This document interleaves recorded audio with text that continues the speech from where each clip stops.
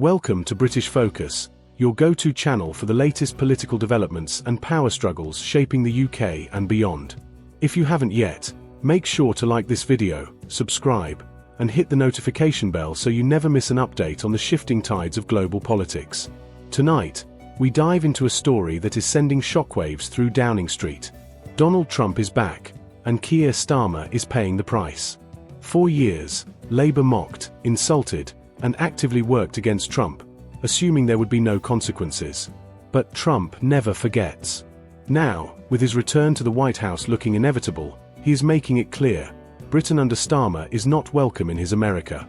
From diplomatic snubs to economic retaliation, the UK's influence in Washington is crumbling before our eyes. How did Starmer miscalculate so badly? And what does this mean for Britain's future? Stay with us as we uncover the full story. Voting Keir Starmer, the UK Premier. Yes, he's coming tonight. What do you think of him? Some of his colleagues in government are quite critical of you. Well, I'm going to see him in about an hour, so I have to be... Keir Starmer, the so-called leader of the United Kingdom, is walking into a storm of his own making. For years, he has built his political career on hollow rhetoric, failed promises, and desperate attempts to appeal to both sides. But here's the truth, he has no real vision, no backbone, and no influence where it truly matters. Tonight, he will attend a high-profile event, hoping to project strength and credibility. But let's be honest, his colleagues don't respect him, and neither does the international stage. Even within his own party, whispers of doubt grow louder. He is not a leader, he is a placeholder, a man propped up by a Labour Party clinging to relevance. While Starmer smiles for the cameras, those around him know the reality. He is weak, indecisive, and completely unprepared for what's coming. His desperate attempt to maintain control is nothing but a facade, and soon, the world will see it for what it is, a pathetic display of political incompetence. But for the liars and cheaters, and fraudsters and censors and imposters who have commandeered our government, it will be their judgment day. Keir Starmer claims to stand for integrity, yet his government is drowning in corruption, hypocrisy, and deceit. Fraudsters, censors, and political conmen. These are the people who surround him, dictating policies that serve their own interests while crushing ordinary Britons under the weight of their failures. And now, Judgment Day is coming. For years, Labour has silenced dissent, weaponized institutions, and turned a blind eye to scandals within its own ranks. But the truth always surfaces. How long before Starmer himself is forced to answer for the corruption festering under his leadership? His government, built on deception, is crumbling. And when the reckoning arrives, don't expect Starmer to take responsibility.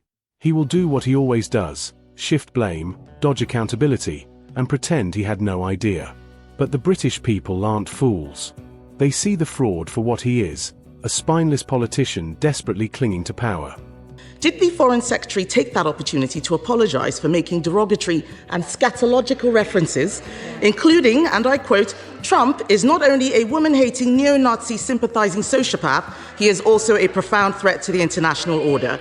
And if he did not apologise, will the Prime Minister do so now on his behalf? Given that most of his cabinet signed a motion to ban President Trump from addressing Parliament, will the Prime Minister show that he and his government can be more than student politicians by asking you, Mr. Speaker, to extend an invitation to President Trump to address Parliament on his... Sound like he wants to invite President-elect Trump to Parliament.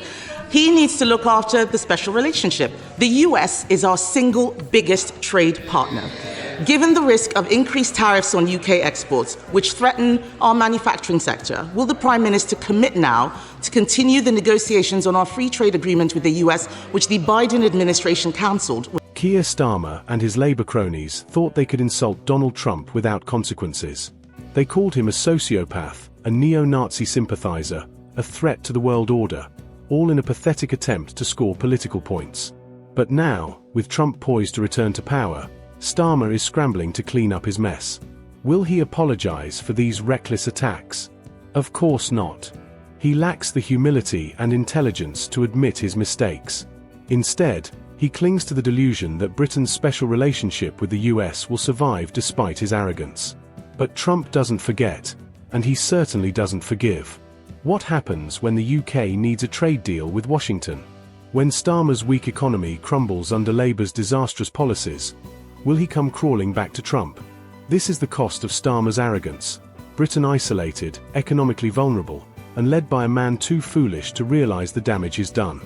We start in the US, where Donald Trump's presidential campaign has made a legal complaint against the Labour Party here for what it claims is illegal foreign contributions and interference in the US election. A statement from the Trump-Vance campaign says the far-left Labour Party has inspired Kamala's dangerous liberal policies and rhetoric. In recent weeks, they've recruited and sent party members to campaign for Kamala in critical battleground states, attempting to influence our election. A now-deleted social media post from a senior Labour official said that there were 10 spots available to travel to the US, and that the party would sort housing for volunteers. But Labour officials say activists who have been campaigning for Kamala Harris are doing so in their personal capacity and are not organised or funded by the party. The Labour Party has played down accusations by Donald Trump's campaign team that it has interfered in the US election by sending volunteers to campaign for Kamala Harris. The Trump team complained to the US Federal Election Commission after Labour members were sent a message on the social media platform LinkedIn asking people to travel to the United States. It's up to private individuals to choose what they do with their money and their time. It's not unusual for supporters of a party in one country to campaign for a sister party in another country. It happens both way round, as it has done this time, but none of this was organised or funded by the Labour Party, and that's quite proper. Keir Starmer and his Labour cronies thought they could insult Donald Trump without consequences. They called him a sociopath, a neo-Nazi sympathiser, a threat to the world order, all in a pathetic attempt to score political points. But now, with Trump poised to return to power, Starmer is scrambling to clean up his mess. Will he apologise for these reckless attacks? Of course not.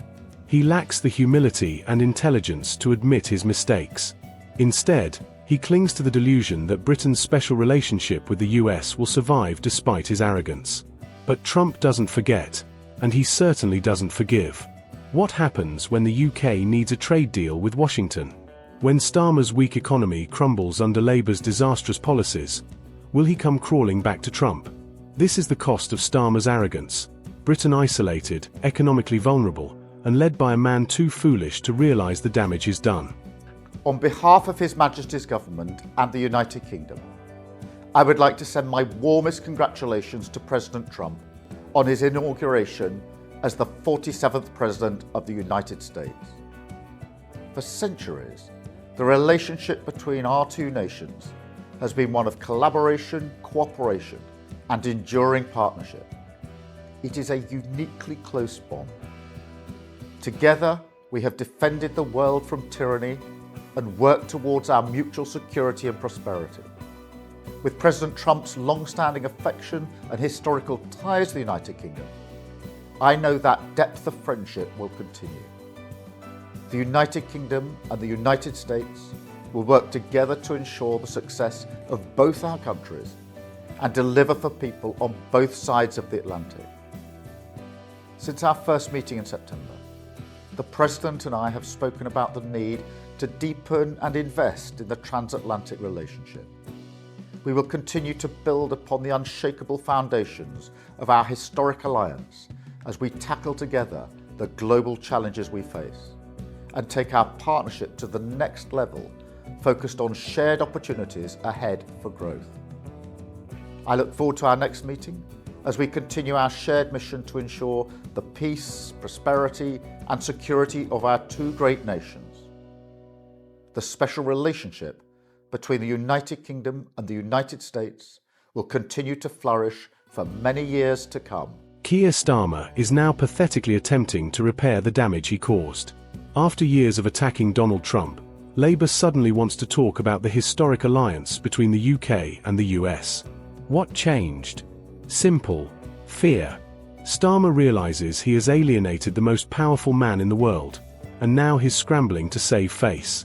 His government releases empty statements about cooperation and shared prosperity. But does anyone believe him? Trump certainly doesn't. Words mean nothing when your past actions scream betrayal.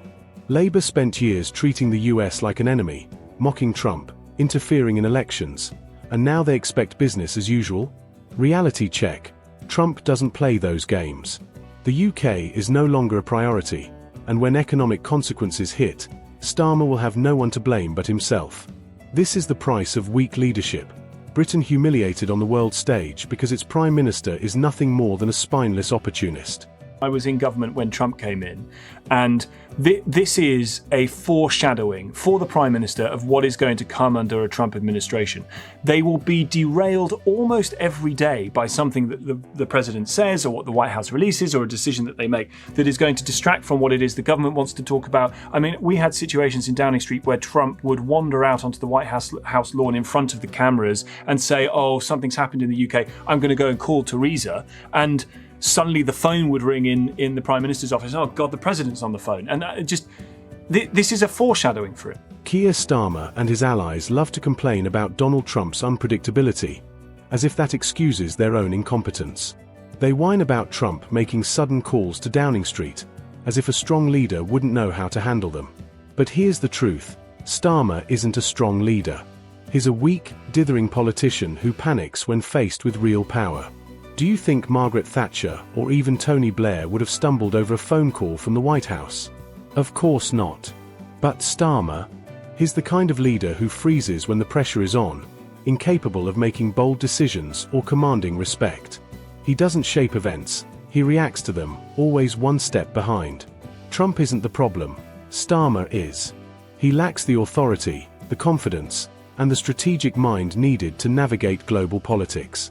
And now, with Trump's return imminent, Starmer will be exposed for what he truly is, a powerless, ineffective leader out of his depth. You have a man from Europe, I don't know if he's here, I saw him backstage. What he did was, and what he is doing is sort of what we did a few years ago. He's doing a great job, he's always been my friend for some reason. He liked me, I liked him, and he's shaking it up pretty good over there. He was the big winner of the last election in the UK, and he's a very spectacular man, very highly respected, Nigel Farage.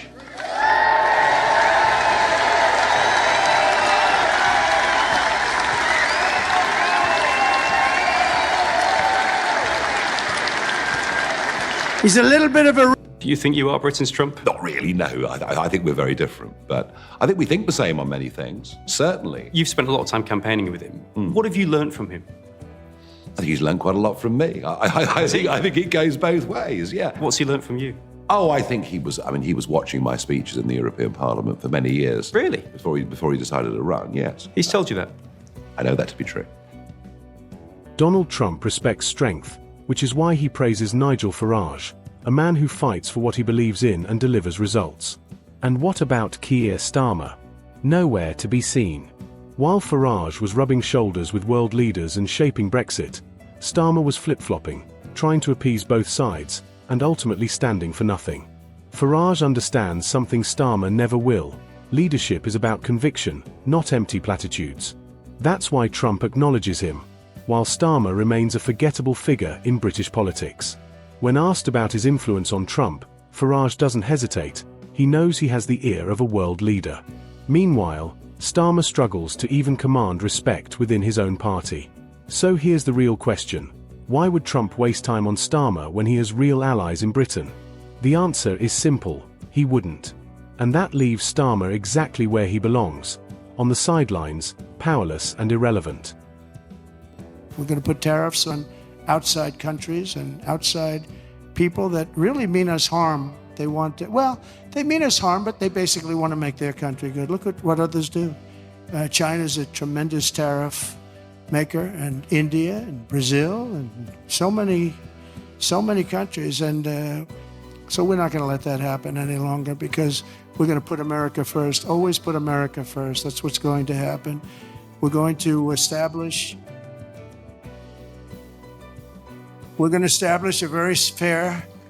a very fair system where money is going to come into our coffers, and America is going to be very rich again, and it's going to happen very quickly. It's time for the United States to return to the system that made us richer and more powerful than ever before. Donald Trump made it clear, America comes first. If a country fails to show loyalty, it will pay the price. And who's first in line to suffer? Keir Starmer's Britain. While other leaders built relationships with Trump, Starmer mocked him, worked against him, and now expects Washington to play nice. That's not how Trump operates. New tariffs are coming, and Britain, under Starmer's weak leadership, has no leverage, no influence, and no allies in Washington. While Italy and Argentina forge strong economic ties with Trump, Starmer's Britain will be left begging for scraps. And let's be honest, Trump doesn't reward betrayal. So when British industries start collapsing under the weight of these tariffs, who will Starmer blame? Trump? Brexit? Anything but himself. But the truth is undeniable. His arrogance, his incompetence, and his failure to lead are why Britain is about to be punished. And this is just the beginning.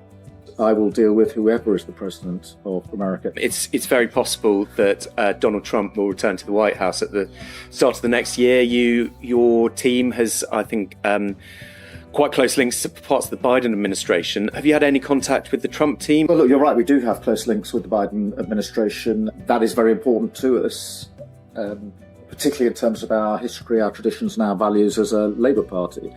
But ultimately, later this year, it falls to the American people to decide who they want as their president, and I will deal with whoever is the president of America. The special relationship, the long-standing relationship that we've had, not least on nuclear deterrence, is far stronger than the identity of the next president of the US. Have you had any outreach or ties with the Trump campaign, the Trump operation so far? No. Keir Starmer claims he'll work with whoever is in the White House. But let's not pretend he isn't panicking. He tied himself to Biden, mocked Trump, and now finds himself completely shut out. This isn't diplomacy, it's incompetence. A real leader builds relationships with all world powers, not just the ones he personally likes. Starmer brags about his close ties to the Biden administration. But what good are they when Trump is poised to return? Has he reached out? No. Has he built a bridge? No. He's done nothing but alienate the man who will soon hold all the cards. And let's be clear, Trump rewards loyalty and punishes weakness. When Starmer comes knocking, desperate for a trade deal, he'll find a closed door and a cold shoulder. That's the price of arrogance. Britain needs a leader who can navigate global politics, not a fragile politician who only engages when it's convenient for him. Starmer has made his bed, now he has to lie in it. So Keir Starmer, the United States and France are Britain's biggest allies. You become Prime Minister, there could be a world in which Trump and Marine Le Pen are in office. How would you feel about that? It's for voters in America and France to decide who they want as their leaders. And if I'm privileged enough to come into office to serve this country, I will deal with the leaders of other countries as they've been elected in by those that live there and those that voted them in. Keir Starmer is desperately clinging to neutrality, pretending he can simply work with whoever is in power. But let's be honest, he's terrified. The idea of Trump in the White House and Marine Le Pen leading France sends shivers down his spine because he knows they won't tolerate his weak, globalist agenda. Starmer wants to sound diplomatic, but his words are meaningless. Does anyone believe he would genuinely cooperate with Trump? This is the same man who insulted him, backed Biden, and watched as Labour operatives interfered in the US election. Trump knows where Starmer stands, and it's not on his side.